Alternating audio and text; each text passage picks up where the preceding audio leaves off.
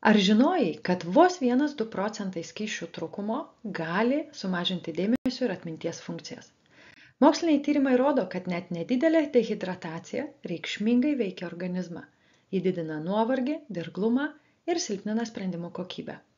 Pakankamas skysčių kiekis palaiko kraujotaką, termoreguliaciją ir kognityvinės funkcijas. Kasdienėje rutinoje praverčia paprasta taisyklė.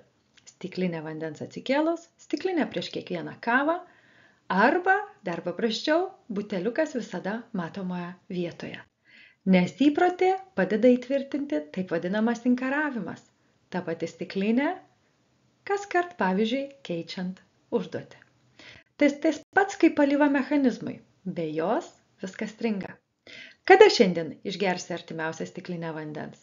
Arba, kas tau primins tai padaryti kasdien, nuolatos, tada, kai nori. Prenumeruok kanalą, čia kasdien dalinuosi trumpomis fizinės gerovės įžvalgomis. Ačiū, kad žiūrėjai.